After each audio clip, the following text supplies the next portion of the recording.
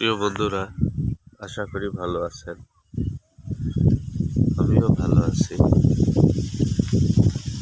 আজকে আমি আপনাদের দেখাচ্ছি আমাদের ঐতিহ্যবাহী ধল্লা নদীর পাড়ে যে একটু চর এবং নালাগুলো ফেলাই গিয়েছে, অর্থাৎ ছোট ছোট নালা রেখে গেছে ধল্লা নদীটা অনেক দূর সরে। সেই তারই একটু চিত্র দেখাচ্ছি। আপনারা স্ক্রিনে দেখতে পাচ্ছেন ধল্লার কাছে একটি চর, যেখানে প্রচুর ভুট্টা এবং অন্যান্য আবাদ হচ্ছে। এই সেটটাকে দেখেন, এই সেটটা ধল্লা ওই যে অনেক দূরে, এখান থেকে 2-3 কিলোমিটার দূরে অবস্থিত।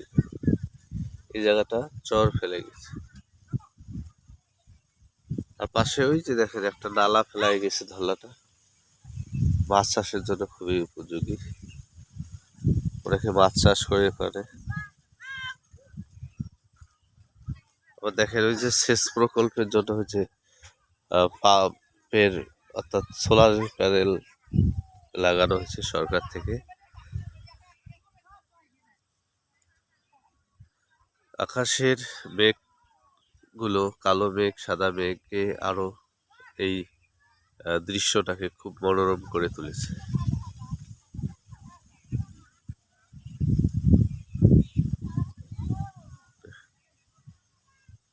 আমি যেটাতে দাঁড়িয়ে আছি এটা একটু গড়, অর্থাৎ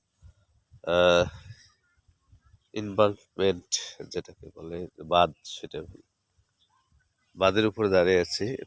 এই দোলাটাকে বলা হয়,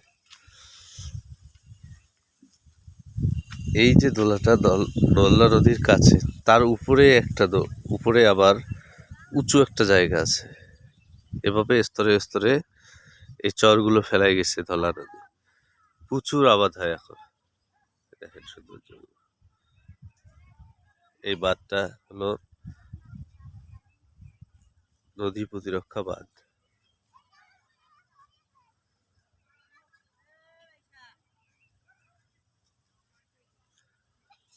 এখানে একটু পরে দেখা যাবে প্রচুর ছাগল, গরু, ভেড়া, মহিষ এখানে ছেড়ে দেওয়া হয়। অলরেডি কিছু এসে গেছে, যে দেখতে পাচ্ছেন আপনারা। ওই যে ওই দিকে দেখেন। একসময় এটি খরস্রোতা নদী, অর্থাৎ ধল্লা নদীর মেইন পয়েন্টটা ছিল এই দিক দিয়ে। এখন আর নাই, এখন ওই দিকে চলে গেছে।